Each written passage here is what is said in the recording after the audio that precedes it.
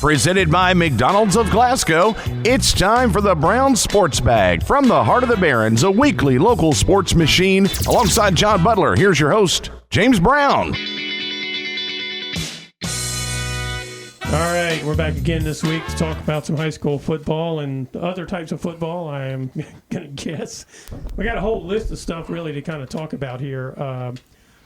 We're going to start off with this Barren County versus Central Hardin football game, mostly because Barren was in a position to host a playoff game for the second year in a row, legitimately this time, instead of kind of backing in like they did last year. They were in position to tie the most wins, or I guess the best record in a season for the Trojans. They had two times in the 70s when they went 10-1. The second season they ever had a program, they went 10-1 with Bobby Steenbergen as head coach, and then 79 with Jerry Eubank there, they went 10-1. Mm-hmm. So they were on path to have that opportunity because, as we talked about last week, you beat Central Hardin, then you get you're at 8-1 at that point. You're going to play Allen County this Friday. Kind of a rivalry game. Allen's good this year. Well, no guarantee they're going to win that game, or they were going to win it anyway. But then they had a first round playoff game against it would have been Christian County, a team they surely could beat. 1-9. 1-9. And so then they were staring at an awfully good opportunity to not just be 10-1 after the first round of the playoffs, but have a chance to, go on in the playoffs for only the second time in program history. So that set them up. They needed to win the game. All that stuff was in front of them. And to be honest with you, what happened from my view against Central Hardin on Friday night, Barren ended up losing 20-15. A lot of games earlier in the season, the Trojans, they made mistakes. They would have turnovers, but they just were not made to pay for it because they didn't lose the games. And these things actually, Central Hardin doesn't do anything other than basically run the ball. They do it twice, I think. But Barren could not overcome those mistakes because Central Hardin, when they had the ball, they were effective at running it, keeping it out of the Trojans' hands, and they didn't have to play from behind and throw the ball to try to stay in the game, meaning Central Hardin. Barren ended up being in the position to try to do things they didn't want to do, John. Yeah, it's a tough loss.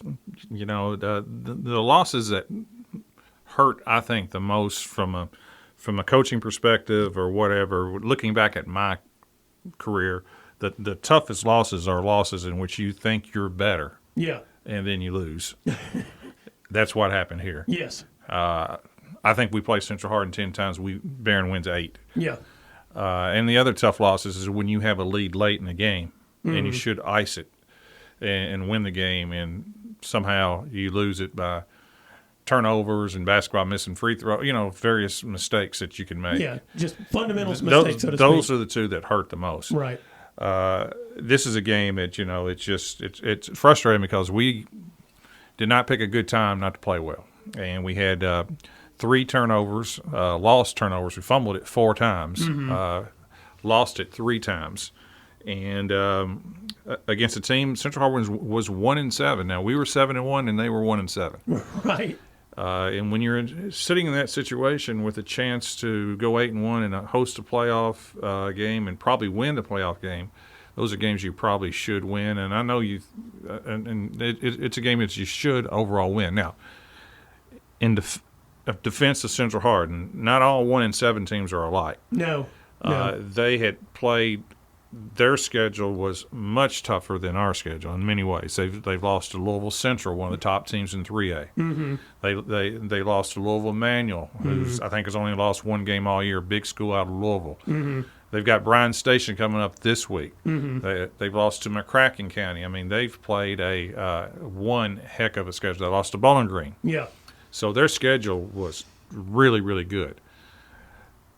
However, it's a game that we still should have won. I think if we played like we were capable of playing. The turnovers killed us. The score was 20-15 at halftime, and nobody scored in the second half. Right. Yeah. In fact, Barren took their only lead of the game, 15-14, in the second quarter off a block. Was it no? That was the tie the game. The block punt. The block punt tied the game. Yeah. No, I thought the Dalen Thomas. Dalen Thomas touchdown run put them up 15-14 after 2-point conversion because they returned the kickoff right after that. That's correct. The first score by Barren was a block punt by Waylon Clemens, made a great block, and I think Jackson Bird caught it in the air and returned it in. That was our first score. Second score was we were down 14-7, and Dalen Thomas broke off. He played great. He carried it 8 times for 119 yards. Yeah, that was a 68-yard run there. Yeah, and he scored. We went for 2 with about 3 minutes left in the second half, and made it 15-14. We kicked it off down the field to the only player that scored. Right. The only player that scored for John, that was a classic where the coach says, kick it to anybody but him, and then he ends up with the ball. Jackson Renault or Richal, I think was it, yeah. Who scored all 3 touchdowns. He caught it and went the whole way, and nobody scored after that. Right. So, yeah, it's frustrating. I mean, I know the kids are disappointed and the coaches are disappointed and so forth. And if you coach long enough, you're always going to have games in which you wish you could have those games over again. And Central Hardin, a team that needed confidence, struggled, got confidence. We could not stop 2 players basically. Yeah. They run basically the same offense as Barren. It's it's that wing tee which highlights the fullback, and our fullback was good. I mean, he was I don't know, you were down on the field. He's probably 6'1", 220, 230 maybe. He looked like a defensive tackle running the football because he was a big dude, but his feet were really nimble. Yeah, Landermilt was his last name. Carried it 29 times for 141 yards. Right. And didn't score touchdowns. The touchdowns came from the wing back, which is the one I was just talking about. They did not complete a pass. No. The second pass the quarterback actually threw was to no one. Yeah, I don't know what they threw it twice, did not complete a pass, and if you just look at the stats, Barren outgained them on offense, but also and Central Hardin turned the ball over too. Though it's not like at one time in the third and fourth quarter, I think there were 4 consecutive turnovers, 2 on both teams, all between the 30 and the 50. Yeah, well, and the one. Barren only punted 1 time, and I don't remember Central Hardin even punted. Maybe they punted once. I guess they may have punted a couple times. I'm sorry, but it was it's just one of these games where it's just like you like to have those over again.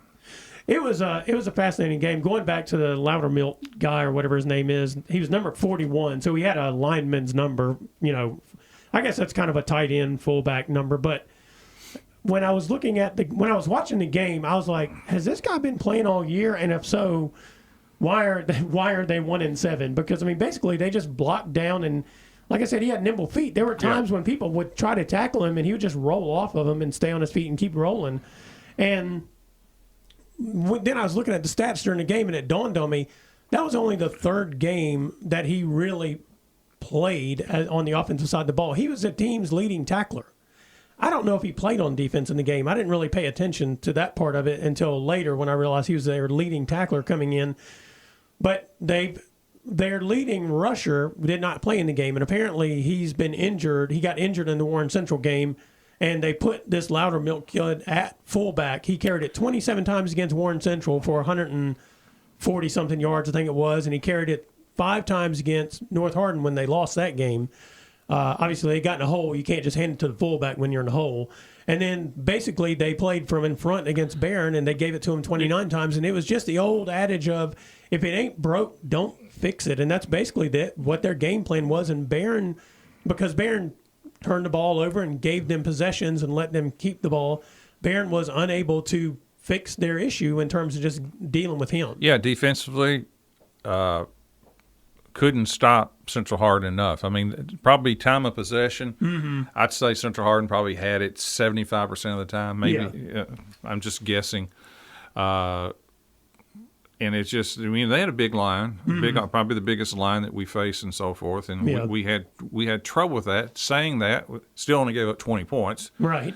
But like I said, it's just. It's disappointing. I know they're disappointed. Season's not over. It's not like this was the first round of the playoffs they should have won. Right. However, it has a huge effect on the playoffs. It does. Number one, you don't host a playoff game, so you're going to miss that atmosphere, that gate. And playing against, if we had won, we played against a very weak Christian County team. Yeah. Very weak. And now we've got to go on the road to, in 2 weeks, got to go on the road to Henderson County, who's only 4-5. It's not like they're Trinity. Right. But if you just, if you go back and look at team schedules, that's where it's a little deceiving in 6A. Yes. Most teams in 6A, there are very few just real weak 6A teams. Mm-hmm. And if you look at Henderson County, a couple of their losses, they lost to South Warren 43-33. Mm-hmm. South Warren's number 2 team in 5A. Right. They lost to McCracken County, one of the better teams in 6A, 59-57. Yeah, that was a wild score. So, we're going to be an underdog on the road down in Henderson County. Does it mean we can't win? No, it doesn't.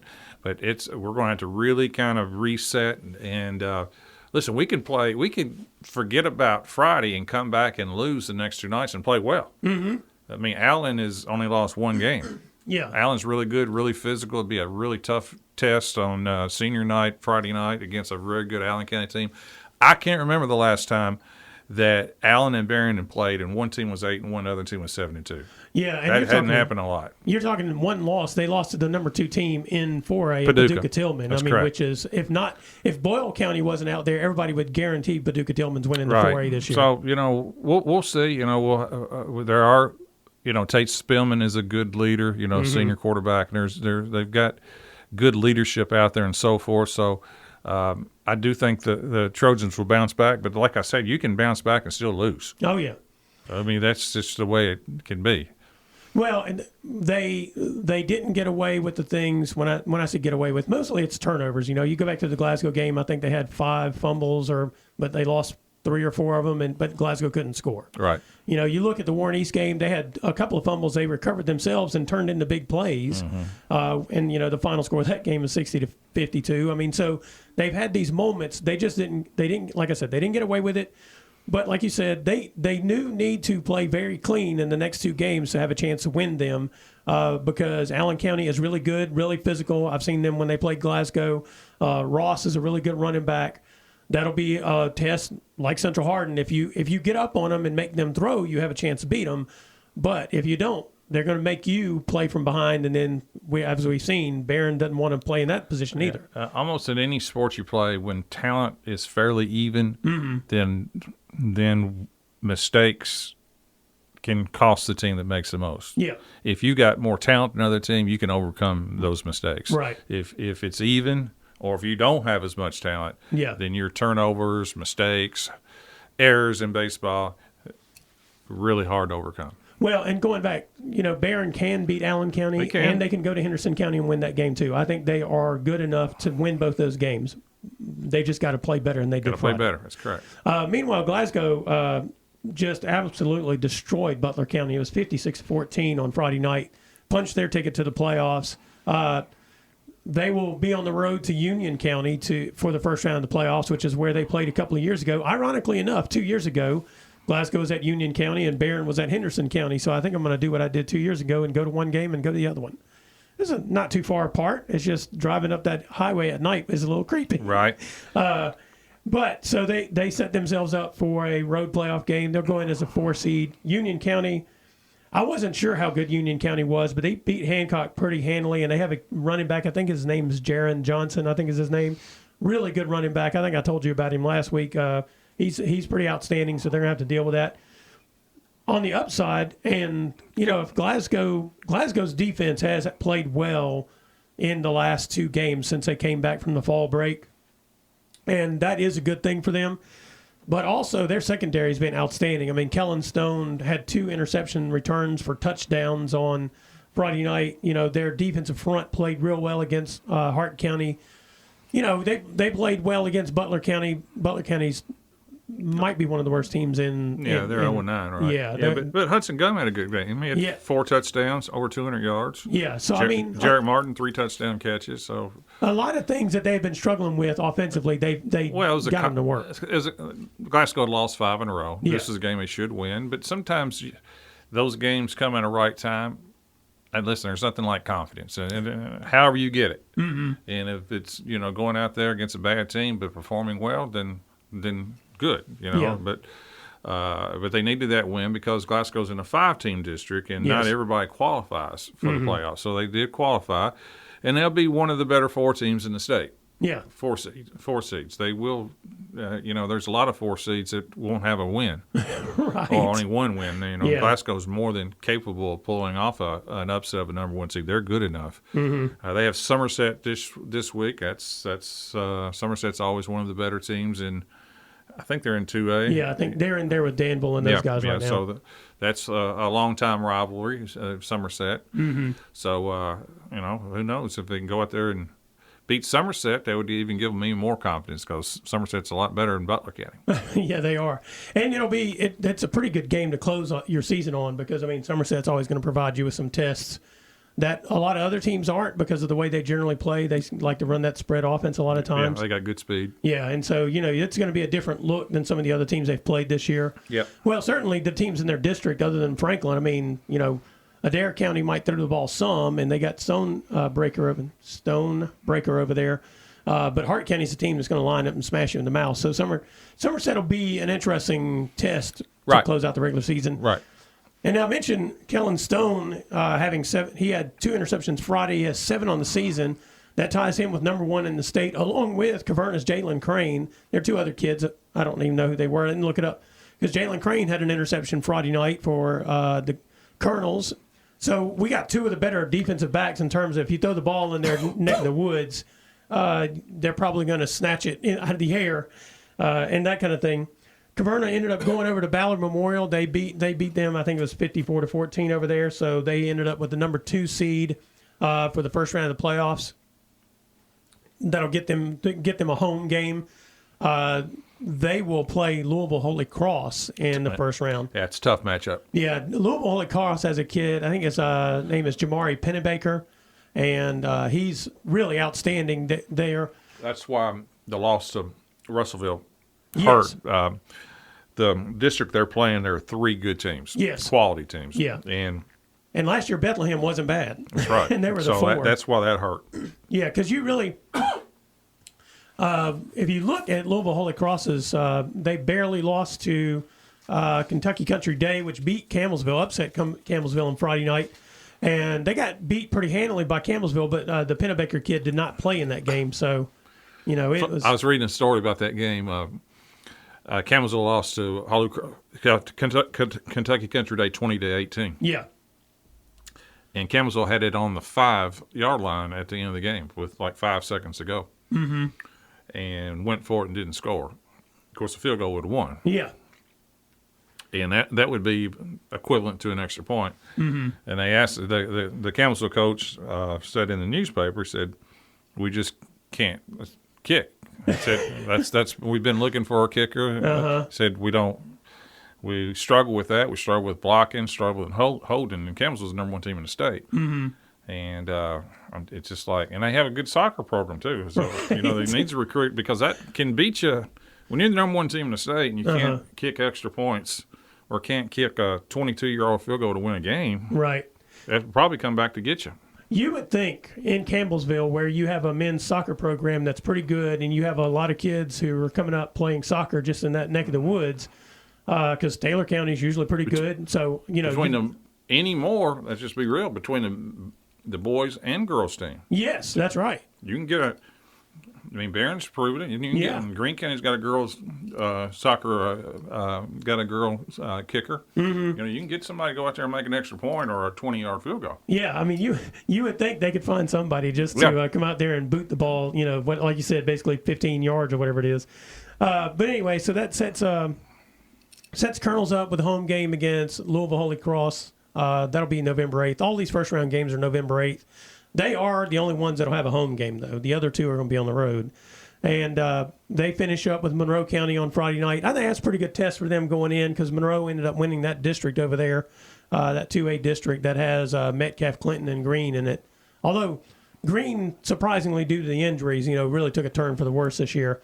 And Clinton County turned out to be just the wildest team. Yeah, they give up a lot of points and score at times. Yeah, they're as they say, they're basically the basketball equivalent of Fog the Glass, right? Yep. So, but anyway, so that'll be a good test for the Colonels on Friday night. A good physical team to play to get into the playoffs. Try to get you maybe that test because Russellville, it was more physical than maybe people expected them to be. The game that they ended up losing there, but they were down 24-0 and had a chance to come back and win that one. Ballard Memorial was not physical. Fulton County was not physical. As a matter of fact, I meant to tell you this too. Fulton County has opted to not play in the playoffs. They just forfeited the first round game, so Kentucky Country Day gets a bye. A lot of teams should do that. They really should. It would be easier if just the KHSA would just eliminate a lot of teams from even making the playoffs. Right. That would be helpful. There's a lot of teams that probably should just give up that first game. It is mind-boggling. It's not basketball. In basketball, you can get beat 50 and you're not be physically hurt. Right, yes. Football's a different story. Yeah.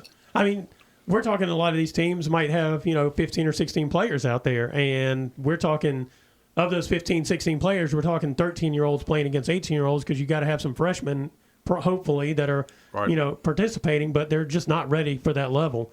But, yeah, it's always surprising the number of winless or one-win teams playing in the first round of the playoffs for no reason whatsoever.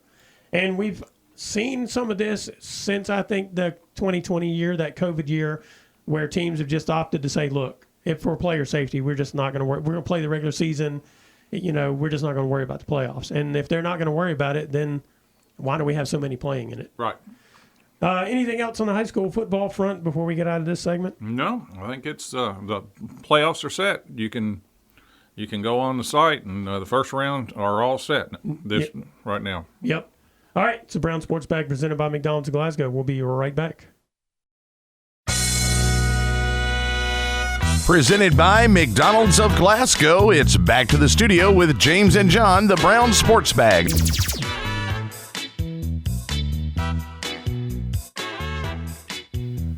Well, John, I asked this question I don't know when I asked this question during basketball season last year about Calipari at Kentucky, and I asked, was he done?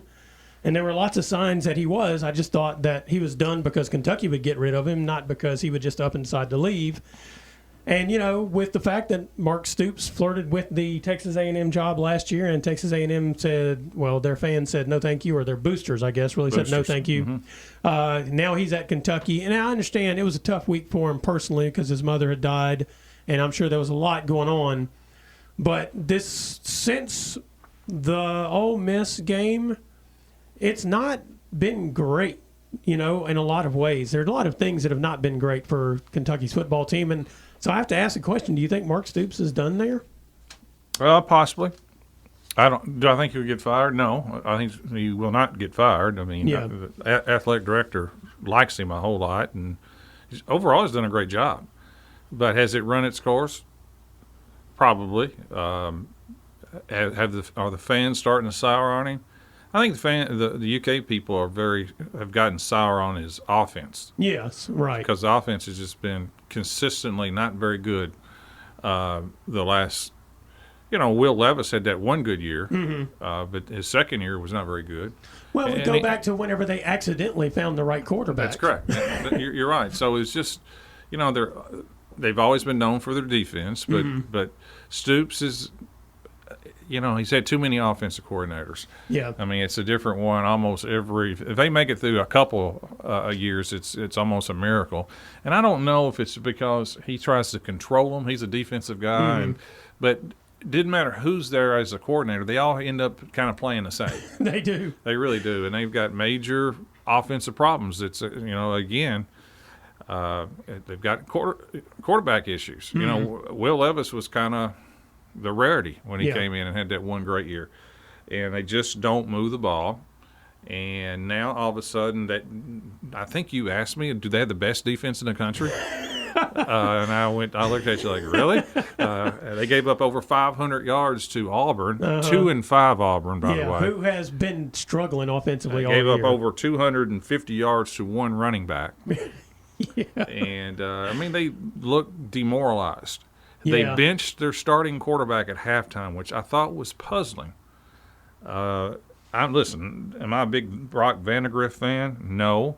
But he was 9 of 17, 120 yards in the first half. Yeah. And Kentucky had gotten off to a 10-0 lead with him at quarterback. And at halftime, I think they were down 13-10, something like that. And they brought in the kid from Owensboro, Gavin Wimsett. Now, he had played – He every used to be game. at Rutgers, right? Yeah, Is that right? he played every game at Kentucky. He'd come in and run it some and so forth. He transferred from Rutgers.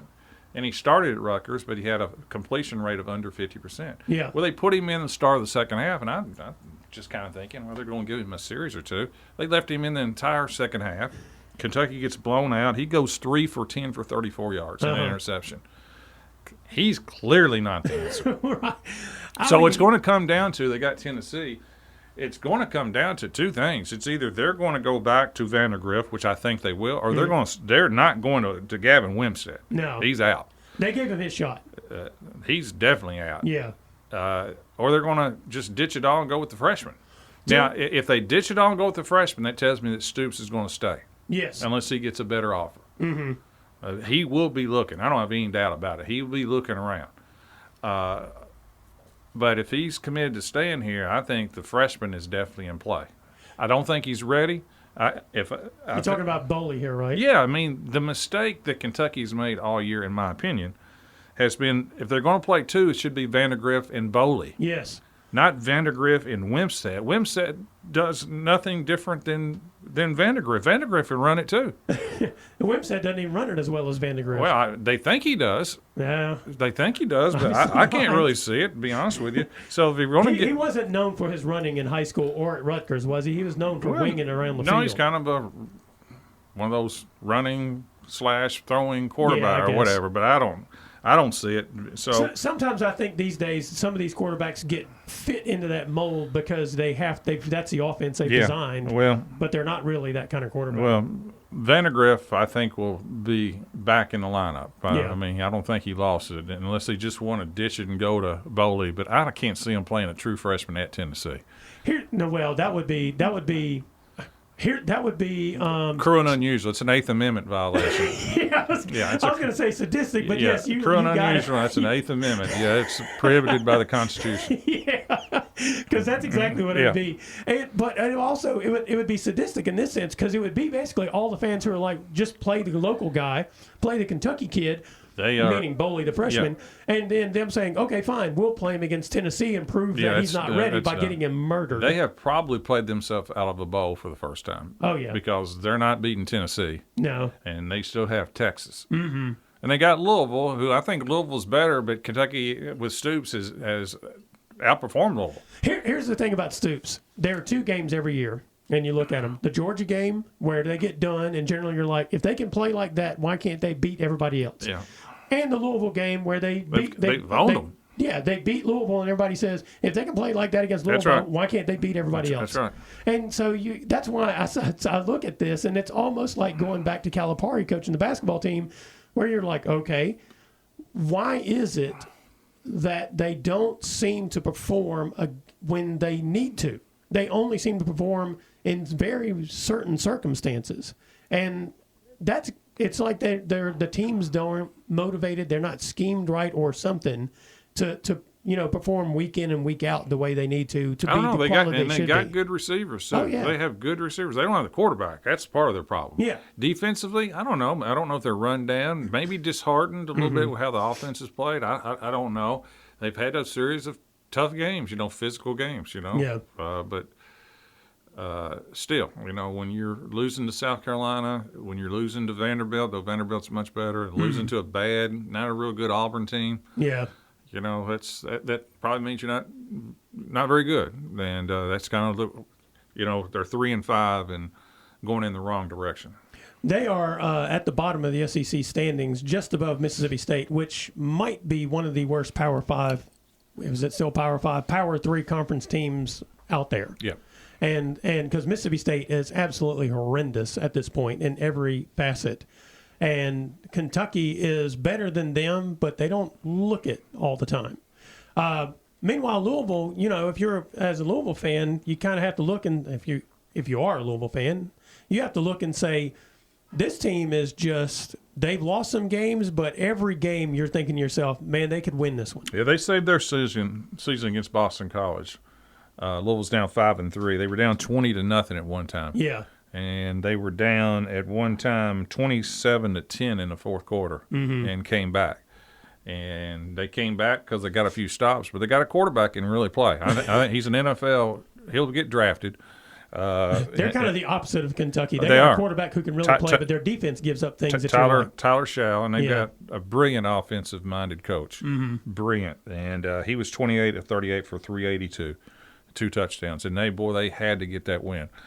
And that sets them up. They go to Clemson. Clemson, after they're getting routed by Georgia, has not lost since then. And it looks like they finally kind of got it turned around, too. So Kentucky at Clemson, Kentucky at Tennessee, Louisville at Clemson, both, I think, Saturday night games. I think that's right. Will be both teams will be heavy underdogs, to say the least. I don't think Kentucky really has a chance, per se. They may play better. Sometimes when all the pressure's off, you just go out there and play. That may happen. Yeah. Louisville probably – but Louisville has a better chance, but that'd probably be – Louisville's probably want to score 40, which they can. Yeah. But because Clemson can flat score too. Neither team's probably going to win. Well, and you look at that Louisville-Clemson game, the interesting thing about it is it could be like the Louisville-Miami game. I mean, it could be a track meet. It could be. Because they both can put up points, and they're both better offensively than they are defensively at this point. Yes. So, that'll be fascinating. Meanwhile, WKU did not play on Saturday because they played last Wednesday, I think it was, or 2 weeks ago, basically, is the way it works out. And they'll play this Wednesday against Kennesaw State, which pulled off probably the biggest upset of the day, strangely enough, because they were winless and they beat Liberty, which was unbeaten in Conference USA and considered to be a really good team, even though Conference USA they pulled off terrible. The biggest upset of the day because it was last Wednesday. Nobody else played. True. Yeah, correct. It was the biggest. It was the biggest upset of the Wednesday. Yes, that's right. They knocked off Liberty, who's got a good football program, obviously. Yes. But WKU's playing well. I mean, the quarterback change is, for whatever reason or whatever, the kid can flat play. Yeah, and I expect Western to win. I made that joke about when Stoops was playing the wrong quarterback at Kentucky. Who was it, Johnson, they ended up putting in there? Yeah. And who they were trying to make a wide receiver at that time? Yeah. And turned out he was the best quarterback they had. And sometimes coaches just get lucky. And, I mean, that's sort of like Tyson Helton. Yes, he's a very good coach, but he got lucky. And when you get right down to it, Caden Veltkamp is playing extremely well. Got lucky that he came back to Western. Yeah, because he was also a dude they were trying to turn into a tight end, and if not for the fact that they had the disaster in the bowl game last year, he'd been playing quarterback somewhere else this year. Well, it took two things. It took the starting quarterback to opt out for the strangest reasons ever. Yes, that's right. To help his draft status. I don't think he got drafted. No. So he sits out, perfectly healthy. And then Coach Hutton plays his nephew, who did not play very well at all. And then, of course, quarterback comes in and throws for 300-something yards. More than that. Oh, yeah, that's right. 400-something yards and 5 touchdowns. Right. So. Yeah, and so then this year they bring in another dude because they don't trust him, and then he gets hurt, and then Veltkamp's in there, and I don't think the guy will ever leave the field again. I mean, he has all the tools that you expect, and he's obviously a gamer. Al Davis, just win, baby. That's right. And that's what he does. That's exactly right. And so that sets him up with Kennesaw State, a game. If Kennesaw State was a sneaky team and they snuck up on Liberty, but that means WKU's like, oh, you mean we could lose to this team? Kind of helps to get focus for it because otherwise, Kennesaw would be right down there as one of the worst teams in college football this year. And that doesn't mean they're not, but it does mean that anybody can beat anybody on any given day, apparently. But, yeah, it sets them up, and they're in the driver's seat. They have a game left with Liberty. Is that 2 weeks? Yeah, they still have Liberty. Mm-hmm. Which, I mean, it looks right now, I mean, if both of them play from here on out, it'll set up the winner of that game will be the conference champion. If they both play out from here. Because, Liberty will have the one loss, and WKU does not have a conference. I don't know how it works out. Do they still play a championship game? I have no idea. Who knows? I mean, I can't keep up. Yeah, I still, every time that I see that when Kennesaw State beat Liberty last Wednesday, and it did not register at first that was actually a conference game. Mm-hmm. It took me a little while before I said, oh, wait a minute, that's right. Kennesaw State is in the FBS, and they're in Conference USA. I forgot they even played football, to be honest with you. So, yeah, I have no idea what there's a conference championship game. Well, there was one last year because Western wasn't in it. Yeah, that's right, yeah. And in the grand scheme of things, it's irrelevant. Well, they do take one out of the playoffs. One of the spots is guaranteed to a member of the FBS, right? The non-power or And whatever right they now call it's them. Boise State. Yeah, and I think it'll stay Boise State. But hey, you never know. Maybe WKU could be that team, but the numbers probably aren't there. Speaking of the playoffs, ESPN.com has this playoff predictor thing. Mm-hmm. I ran the simulation 5 times. I picked Oregon to beat as the team that I thought would make the playoffs and win the championship. Really? Yep. I just picked them. I picked them 3 times, and then I picked Ole Miss once, and then I picked Tennessee, just to see what it would do. Okay. A Big Ten team won it every simulation of the 5 I ran. And then I had to step back and ask myself, I read the little, how it comes up with the numbers and how it decides who's going to win. 3 of those times it picked Indiana. And I said, okay, that's all I need to know about this thing. But then, of course, I forgot Oregon was actually. Well, Indiana's undefeated. Yeah, I mean, I know. They're not the snoozers this year. They're the Hoosiers, and that guy's done a tremendous job. Yeah, he won't be there much longer. I doubt it. But he might be at Kentucky. Ohio State, this team, they look like their best competition that's left. Yeah, and Oregon. Indiana plays Oregon? I don't know if they play them or not, but they do have a Big Ten championship, right? Right. But I'm talking about in the regular season. I didn't think they played Oregon. Maybe they do. I don't know. I don't have Indiana's schedule. Again, it's another one of those things where I have to remind myself that Oregon is in the Big Ten. Yeah, because Indiana just beat Washington. Yes, that's right. Yeah, I was going through Indiana's schedule, and Washington was on it, and Oregon State, I think, was on it. No, they're not in that conference. No, who was it? Washington and somebody. UCLA, that's who it was. UCLA. And I was like, wait a minute, what? And then I was like, oh, yeah, that's right. They're all in the Big Ten now. There's only 2 conferences that matter and when you look at the ACC, I mean, Clemson, if Clemson wins out, then they'll get in this. Miami, it's undefeated. Well, that's true. Yeah, so whichever one of them, one or both of them could get into the playoffs. So I guess the ACC still matters. They matter. But there's a log jam in the SEC and the Big Ten in terms of, I think, who people think is good. We'll see. All right. Anything else college football related you can think of? Nope. Okay. This is the Brown Sports Bag presented by McDonald's of Glasgow. We'll be right back.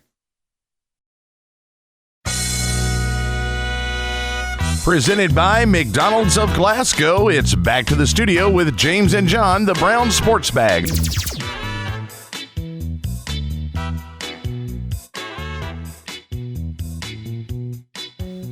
John, the World Series continues for the next 3 days, possibly, unless the Dodgers end it in the next 2 days. The Dodgers, they're up 2-0 in the series over the Yankees. They won on, Friday night, I think it was, 6-3. And yeah, did you watch the game? Are you just kind of glossing over the ending of that game? I'm going to let you tell us about the games, all right, because I'm not really a baseball person. But I had somewhere to be Friday night. I did, too. I was at the Barren Central Harding game. But I know how it ended because I was listening to it on the way back. Okay. I did not. On the way back, I did not listen to the game. I think it's the first time in Major League history that the game ended on a World Series game, ended on a walk-off grand slam. Yeah. Freddie Freeman. Yeah. Freddie Freeman hits a walk-off grand slam. Dodgers down 3-2 in the 10th. Mm-hmm. They intentionally walk Mookie Betts to get to Freeman. Of course, Betts is a great hitter, so is Freeman, and the pitcher's left-handed, so they go lefty on lefty. I understand the move. And Freeman, who has been in and out of the lineup because he's got a sprained ankle, hits the walk-off grand slam to put them up 6-3 in a fantastic performance. The Yankees got a really good starting performance from Garrett Cole. Mm-hmm. Gave up no runs after 6. And they took him out because he threw a whopping 84 pitches. Now, granted, he's only getting, I think, $300 million. Oh, okay. I think he signed a contract $300 million. So 84 pitches. So do you think he's thrown 300 pitches this year? So is he getting $1 million a pitch? It's crazy. Mm-hmm. I mean, it really is crazy. 15 years ago, I think a guy by the name of Al Leiter pitched in a World Series, and he threw 144. Mm-hmm. So they take him out, and the Yankees deservedly can't hold the win, and the Dodgers win 6-3, and then the Dodgers come back the next day to win 4-2. Though the Yankees did have a bases loaded in the ninth, they could have been interested in going grand slam, but they did not. And a big 2-0 lead. Now the series moves to New York. Mm-hmm. The big news is get this. I'm going to say this without you saying it. Shohei Ohtani. Good job, John. Yeah, he went out of his last game with an arm injury. He tried to steal second and landed oddly on his left shoulder, forearm, and had to come out of the game. But the last report I had that he was planning on giving it a shot. So they need him in the lineup in particular. That'd be a big loss if he cannot go for the Dodgers. So do you think did those first two games go the way you expected them to? I thought the Dodgers would win the series. Yeah. If you'd asked me to pick one to bet on, which I did not, I would have taken the Dodgers. I just think the Dodgers lineup 1 through 9 is much better than the Yankees 1 through 9. Mm-hmm. Dodgers relief pitching is better than the Yankees. The Yankees do have the best pitcher in the series in Garrett Cole, but he pitched, gave up no runs, and they lost. And, so they blew one of his starts. Yeah. So I don't think the Dodgers are going to sweep them, but I obviously up 2-0, got to like where the Dodgers are. So does going back to New York potentially for the next 3 games, do you think that affects anything? I'm not a big in baseball home field advantage person. I don't think it's that great of a deal. Yeah. But when you're down 2-0, I think the Yankees would probably appreciate they're going to get a big adrenaline rush. World Series in New York, Yankee Stadium is, from a baseball perspective, there's no bigger stage than Yankee Stadium. Mm-hmm. I was thinking about this as you were talking about the potential home field or not home field advantage, and one of the things is used to baseball fields. One of the neat things about them is they had some general standards in terms of, lines and distance and all that kind of stuff. But each stadium could be a little different or sometimes even a lot different. But these days they're all pretty uniform, and there's not really that. Well, this one is the Yankee Stadium has the shortest right field porch in the game. Yeah. Yeah, it's like a wedge shot. Mm-hmm. So it fits left-hand hitters who can pull it quite easily, and right-handers who have pulled the opposite way. So there is a short porch, but the Dodgers also have hitters who can do that as well. Yeah. But it's it's a great stage. The only difference is that you're batting first rather than batting last. And is there an advantage to batting last? Maybe. Maybe. Sometimes there is. But we'll see. The Kentucky kid from Lexington will get to start tonight for the Dodgers, Walker Buehler, who's been their ace in the last couple of years, but he's coming off his second Tommy John surgery. Yeah. Not quite as effective this year because he's just kind of recovering from it. But when he's on, he's really good. So you don't think the Dodgers are going to sweep, but what do you? I think the Dodgers are going to win. Yeah, I don't know. I can't tell you which game, and but I said before the series, it's not because they're up 2-0. I just like the Dodgers lineup better. Yeah, you can go back and listen to that last week's show online if you'd like, and you can hear John talk about this. Yeah, I'm with you on that. And the networks are praying for the Yankees to win a couple games. Yeah, they are. They don't want a sweep of this series. No, they want this one to go 7, and they want something dramatic at the end of Game 7 is what they really want. But the Dodgers may be too good, but I don't know. If you look at the 2 games as you just laid out, New York could have won both those games. Well, Aaron Judd needs to play like he's the best or the second best player in the game. He's done nothing in the series, and they need him to play well. But that's where these games. Baseball is a season-long deal. If you don't hit in 2 games in a regular season, nobody thinks one thing. If you go 0 for 7 in 2 games in baseball, nobody thinks anything. Mm-hmm. But when all the eyes are on you in the World Series, then it becomes amplified. Yeah. Well, it'll be interesting to see how this pans out because it's kind of fascinating to me that when you look at some other playoffs in sports where they have like a best of 7 kind of series. And they space them out. What I like about the baseball is it's 2 days in L.A. and then 3 days in New York, and then 1 day off in between travel day. Yeah, no, and so I mean, But that's where the game's played, though. Yeah. You play them consecutively like that. You don't, for various reasons, timing and so forth. But the Yankees and Dodgers is the equivalent of the Celtics and Lakers playing a series. I guess it's similar to, I don't know, the Cowboys and Steelers maybe. Yeah, or the Cowboys and 49ers when they're actually good playing in the NFC Championship. Now, unlike that game they played the other day. True, but I'm talking about in the Super Bowl. Yeah, no, I know. Yeah, they wouldn't play in the Super Bowl. So, it's similar to that. Mm-hmm. Yeah, I guess it is Cowboys and Steelers in the Super Bowl. Yeah. That's the two teams that have played each other the most in the Super Bowl. I don't know. History of the Super Bowl. Probably, I don't know if New England's been in it more, but they haven't played. I don't know. If the Cowboys and Steelers have played 3 or 4 times in the Super Bowl, right? Yeah. Mm-hmm. So it's I guess 3 times, maybe twice in the 70s and then once in the 90s. I think that's right. Yeah. But then of course, when we were growing up, if you either were a Cowboys or a Steelers fan, or you're just you're an oddball and pick somebody else, not the Saints. Even if you grew up in South Mississippi.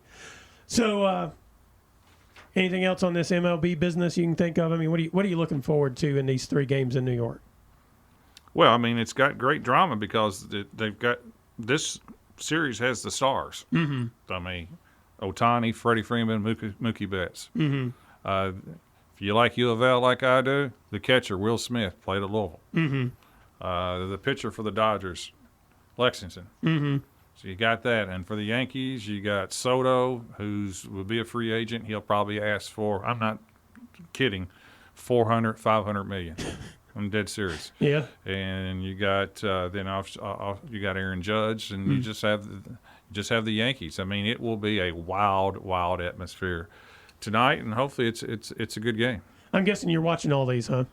Yeah, I'll be turning it back and forth. Baseball you can do that. I can turn it back and forth and watch the football tonight too. You got the Giants in Pittsburgh. Not the most thrilling game, but I don't have my scorecard out and charting every pitch. No, I'm not going to do that. You mean you don't have like reams of World Series scorebooks somewhere tucked away in your house somewhere for the last 40 years or whatever? I do not.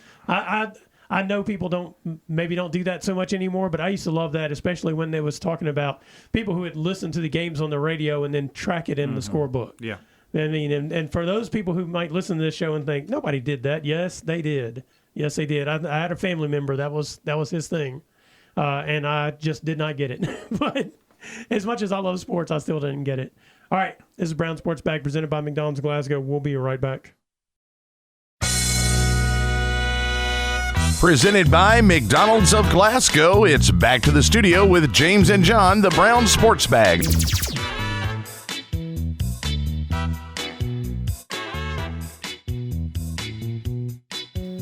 John, I'm going to take a minute to tell you a truth about covering sports sometimes. And I'm sure when you were a coach and you were coaching like 30-some-odd games in a season, you hit a point where you're just like, man, we got these games. I want my team to be sharp for the playoffs. But maybe it wasn't at the end of the season, but somewhere, late January, and you're like, I just want to work on some things, but I just mainly want to get through this area, not get anybody hurt. Mm-hmm. But I'm a little burned out because we're at this every day. Mm-hmm. And covering sports is like that sometimes. And so unfortunately, I had not been able to make it to a cross-country meet this season, just because of scheduling and that kind of stuff. And I think there was no local meets that I really worked out to where I could get to. But the regionals for Barren County and Glasgow were Saturday at Central Hardin, at the Hardin County Fairgrounds up in Glendale.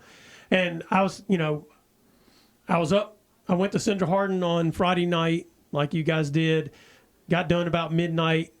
Barren County was running, I think, at 8:30 our time at the Hardin County Fairgrounds. And I was just like, man, I just don't want to go to this tomorrow because I was just tired. And I was like, all right, but I got to go to this one. And I'm so happy I did, because here's what happened. And this always happens to me. Every time I'm like, just think, okay, I'm just tired. And I'll go cover something, and something just comes out of it that's amazing. And so I got there. Gracie Reed for Barren County had not run. She was one of their better distance runners, has been since she was in the 7th grade at Barren County. And granddaughter of Terry Reed, who's a longtime coach, and her dad, Jeff, was a was a discus and shot put guy. I think he didn't run, but Terry was a long distance. He's a big runner now.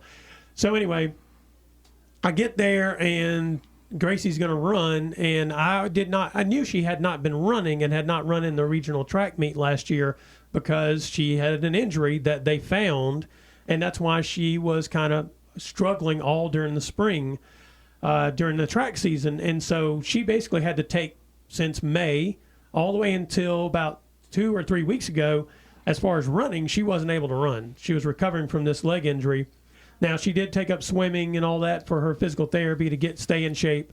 But she shows up there. This is the first real competitive meet she's run in 5 or 6 months, whatever it is, 5 months, and finishes 4th in the girls' region. Runs 1936, I think is what the time was, 1926. Amazing. Yes. I mean, just mind-boggling. And the power of she's a tremendous athlete, but swimming too to keep you in shape. Yeah.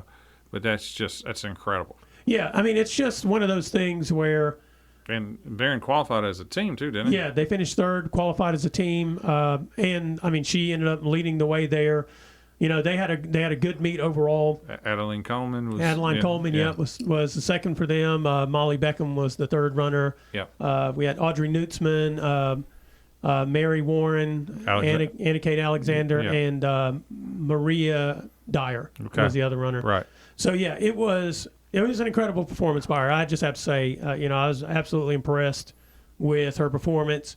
And now that they've dealt with the injury and all that kind of stuff. Hopefully, she's just a junior, so that gives her this, the state meet, which will be coming up this Saturday, which they all qualified for. Track. And then the track season, and hopefully injury free all next year. So, she's it's good to see her back though. And I was kind of concerned that she had because I knew last year she was going through injuries and that kind of stuff, and I was kind of concerned that maybe she had just decided, I just don't know if I can do this. And I'm sure there was a point where that probably entered her mind where she just couldn't get healthy.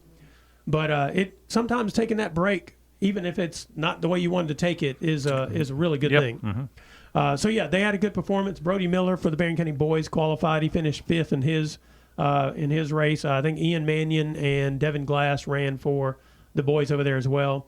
So Brody will be going to the state meet. Glasgow's girls, they finished 5th. I don't know exactly how it works out, but they also qualified for the state meet.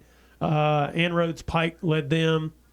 They had Brindley Mackey and Callaway Mackey and Creighton Vaughn and Newhouse. Maddie Newhouse, I think is her name.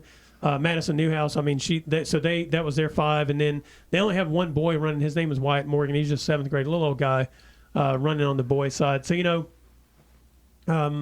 the state meet is at the Kentucky Horse Park in Lexington this coming Saturday. Barren County's runners will run in the morning. I think Glasgow's runners are in the afternoon, kind of the same time as at that Region 3 meet. But it was just proof to me once again that every time I think to myself, man, I'm worn out, and then I go to a thing, and it's just like, you don't want to miss those moments, John. They're great whenever you can be there for. That's a great story. Anything else from the world of sports that stood out to you? I mean, volleyball last year, both Barren and Glasgow. Yeah, last week. They both lost in the first round of the district. And the region, I think, starts tonight. I don't remember where it is. Warren East will be Metcalf. Okay. Now, one thing interesting about the regional bracket was Bowling Green, Bowling Green, Warren East, and Logan County, I think, are all on the same side of the bracket. Yeah. And I thought, wow, that's a tough side because South Warren was the runner-up in the 14th district, which means they are on the bottom side of the bracket. It looks a little better for them than that top side is going to be pretty tough with those 3 up there together. I think Logan County was ranked 3rd in the region, and as it worked out, Bowling Green and South Warren and Greenwood were maybe Logan was 4th, but I think Logan was rated ahead of Greenwood this year as far as those. There's the Kentucky volleyball coaches polls and that kind of stuff, and I think in the region, I think they had Logan rated ahead of Greenwood this year. But yeah, the volleyball region starts tonight, and that's kind of one last thing. We had a couple of people that got on all-region teams last year. Griffin Jackson, boys golf, and Chloe Witcher, girls golf. All right, it's Brown Sports Bag presented by McDonald's in Glasgow. We'll be back next week.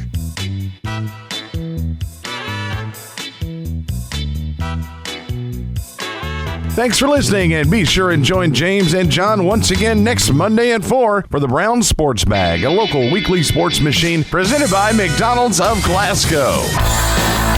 Coming soon to your FM dial, this is Fox Sports Radio, WCDS Glasgow, AM 1230.